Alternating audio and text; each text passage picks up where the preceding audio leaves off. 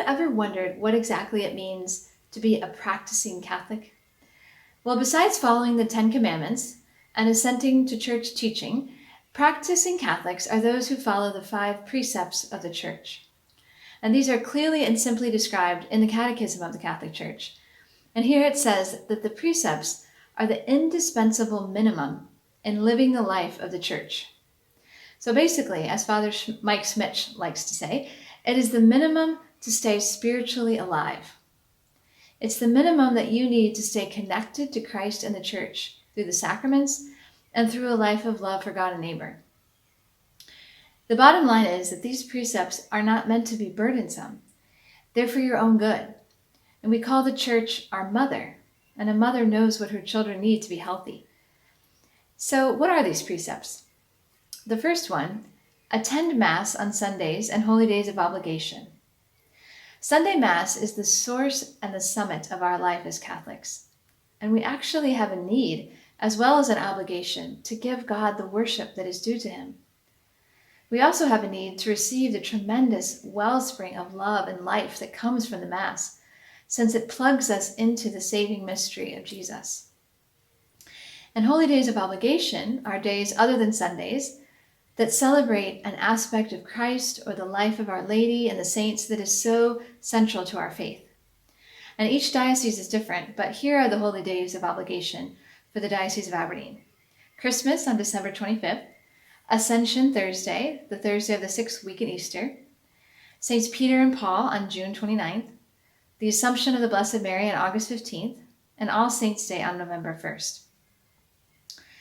The second precept is to go to confession once a year. Now this is also not very demanding.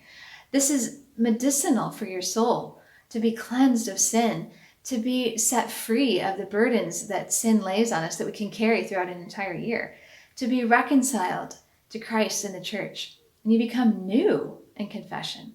It's a chance to make a fresh start, to get back on track with God, and to be prepared to receive Holy Communion more worthily. The third precept is to receive Holy Communion at least once a year during the Easter season. Holy Communion is the food that we need on our journey to heaven. And Jesus said without it, we have no life in us. We spiritually starve. But with it, we have the nourishment we need and the connection of love that Jesus longs to give us with himself and with the whole Church. And Christ won this life for us by his death and resurrection. So it's very fitting to receive communion, especially during the Easter season. The fourth precept is to observe the days of fasting and abstinence. Some form of penance is traditionally practiced on Fridays because it unites us with the self-denial of Jesus, who died for us on a Friday. Abstinence, or abstaining from meat, is prescribed for Ash Wednesday and the Fridays of Lent. There are only 2 days of fasting, Ash Wednesday and Good Friday, and this means that we have no meat but also have smaller meals as a way to really identify with Christ's suffering. And again, that's not asking a lot. And the fifth precept is to provide for the material needs of the Church according to your own ability. So love of God and neighbor is the basis of the moral life. And this is minimally expressed in helping to provide in some way for the needs of others in the Church. Just like when you're a part of any organization, you have to contribute something in order to be an active member. It's the same way with the Church. To be a part of the body of Christ, we need to contribute to the good of the body.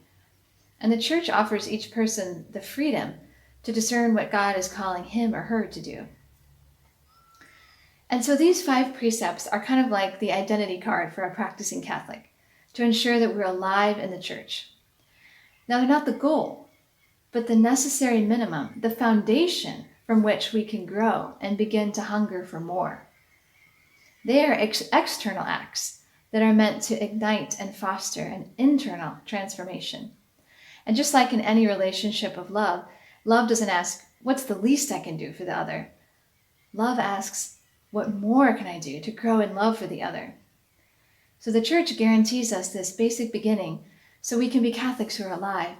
But as we grow in the love of God and neighbor, we will become Catholics who are fully alive.